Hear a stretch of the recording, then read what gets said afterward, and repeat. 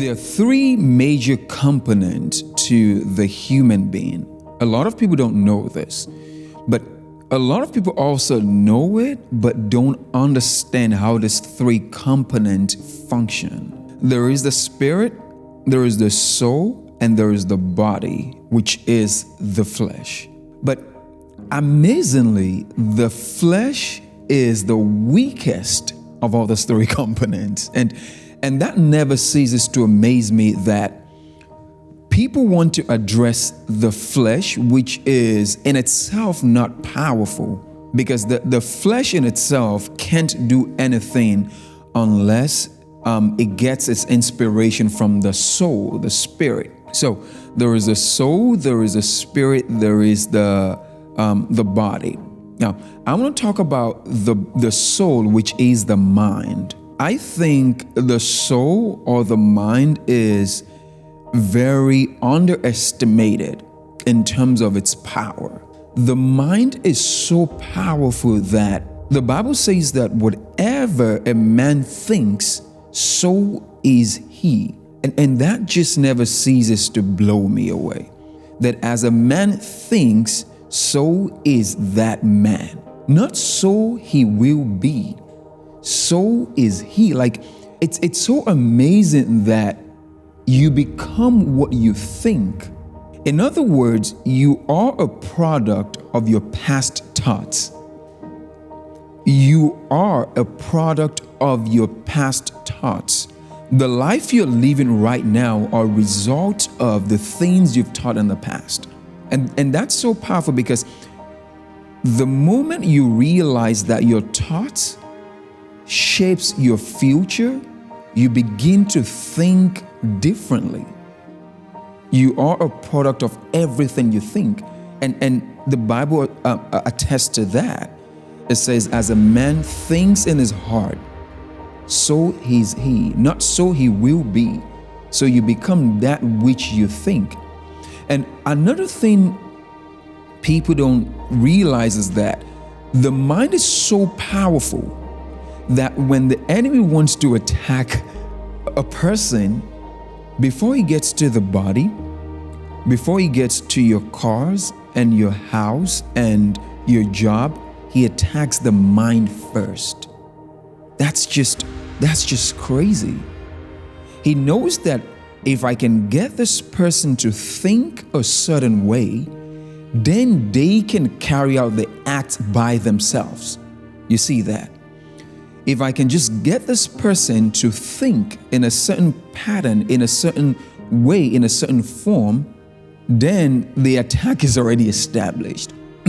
Take, for example, if the devil wants to attack your health, he attacks your mind first, and this is just an example, by telling you or lying to you that that drug or that drink, that smoking could help.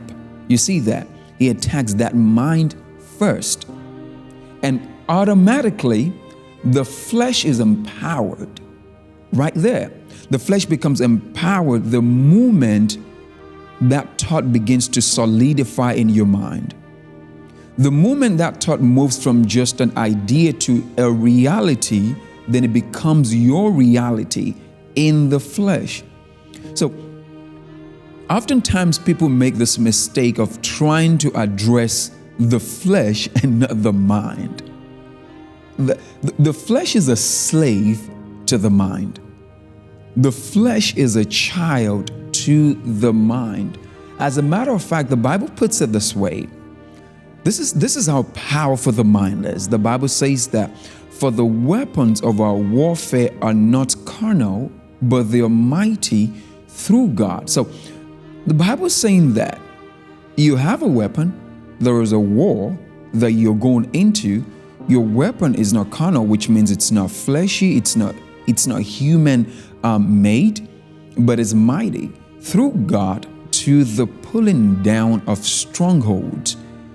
And the way you use these weapons is very amazing. The Bible says, casting down imaginations, not praying, not speaking, casting down thoughts. That's the first way or the first level to winning spiritual warfare. The enemy knows this. The devil knows that if I can just get this person to think in a certain way, that's it. The battle at that time has begun.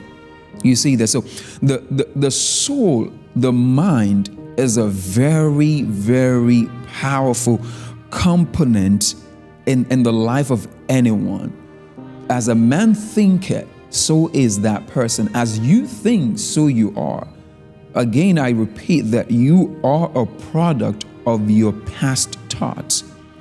Every result you have right now, everything you're able to accomplish right now are based on the past things that you think about, your past thoughts. So I don't know if this happens just to me or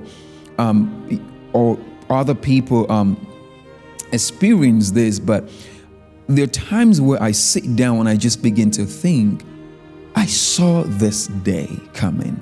I thought about this day coming. I envisioned this day happening. I wanted this day to come, and here I am living in the reality of that past thought.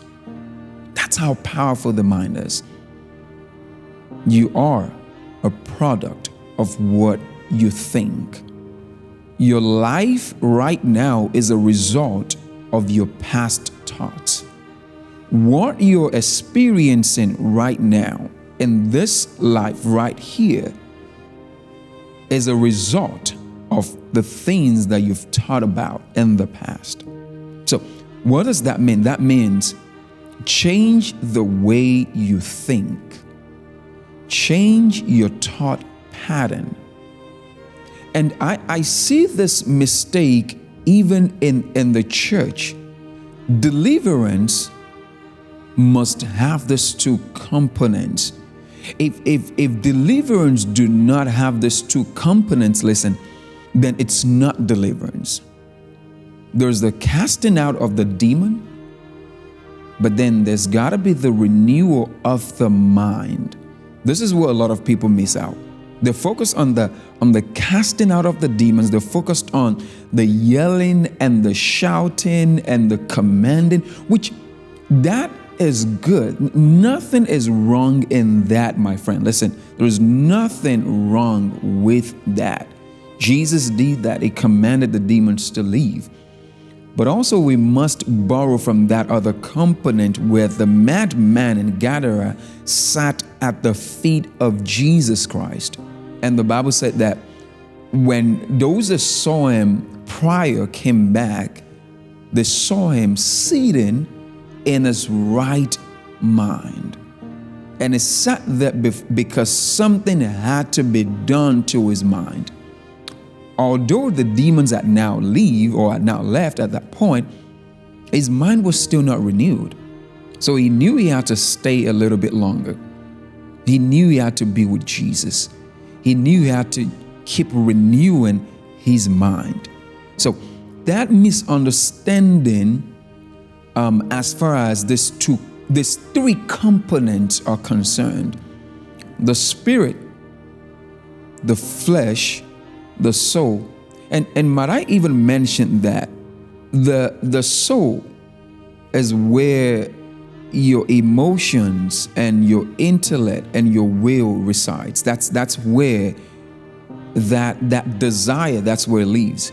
In other words, you can't even carry out anything in the flesh unless you desire it first in the soul, in your mind. It has to be a concept that exists in your mind. It has to be a concept that exists in the soul, in that realm. I'm going to keep using the word soul now for you to best understand. I mean, mind rather, for you to best understand. I'm going to keep using the word mind for you to best understand what I'm talking about. Whatever you think, if that thought becomes a reality in your mind, it becomes easy for you to execute that thought. If you think it, you can do it. If you can't see it in your mind, trust me, you cannot achieve it. it can't become a reality. So the mind is the container that houses your will, your emotions, your desires, your temperament. The flesh only executes what the mind has realized.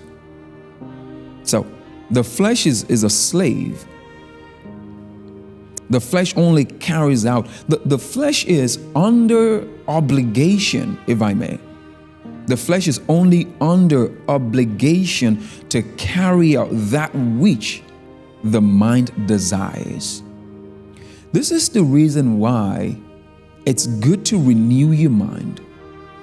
This is why it's very powerful. The Bible says this: do not conform to this world, but be ye transformed. So transformation is not a thing of the body. Like it doesn't happen, it doesn't begin with your body, with your flesh. It says, be ye transformed by the renewal of your mind. If your mind is not renewed, your life cannot be transformed. If your mind is not renewed, your life cannot be transformed. Every true transformation in life starts with the renewal of the mind. Every true transformation in life, family, cars, new job, new promotion, new relationships, you name it, it starts with the transformation of the mind. If you can't see it here, then you can have it. I don't know if you've ever heard of the janitor manager analogy. There is something called, I don't think it's a popular one. It's called the janitor manager analogy. And it says that this is how powerful the mind is. A janitor wants to be the manager and is saying, why is the manager getting paid so high? Why are they getting paid this much money? I'm here slaving all the time. It's so simple. Switch the positions. Bring the janitor into the office of the manager and bring the manager back, down to the position of the janitor. And you begin to see how their minds shape their environment. You see that? You begin to see how their mind begins to shape their environment. The janitor most likely wouldn't understand what to do with an office like that. Probably just lounge around, just sit around, mess around with documents that are very important, not take meetings seriously because their mind is not renewed. Whereas the manager, who is now in the position of the janitor, would start to think on how to manage properly that position. So in a amount of little time, you begin to see a shift in their environment. Their mind begin to construct their reality, and their environment begins to listen to their mind. So most likely the office of the den manager, which is now been used by the den janitor, now the manager, would most likely be rough, dirty, unkept, just things around. But then the manager or the den manager, who is now the janitor just for the time being, is now doing excellent as a janitor. So the mind is that powerful that it shapes your reality. It shapes everything around you. If you want to succeed in life, you want to do well, you want to do better. And I know that a lot of people are going to say, wake up at 4 a.m. and do this at 3 p.m. and give you all this routine. The first routine, my friend, is to start to reconstruct your mind. It cannot become your reality if it's not your reality here. If you don't see it here, if you don't see that promotion here, if you don't see that new life, that new habit, that stronghold being broken, if you don't see it here, then it cannot become your reality in the flesh. I give you another example. Healing happens first in the mind. The same with deliverance happens first in the mind. There's so many people that you're going to pray for, and then you realize that the reason why they're not getting healed is because they haven't seen it happen in their mind. They don't even believe that it can happen. They don't even believe that it can be a reality. So, transform your mind if you want to transform your life. Remember that your reality is shaped by the reality of your mind. Transform your mind if you want to transform your life. Your reality is shaped by everything that you've conceived in your mind. And if you can't think it, you can't have it. As a man thinks, so is that man. Not so he will be. He is what he thinks already.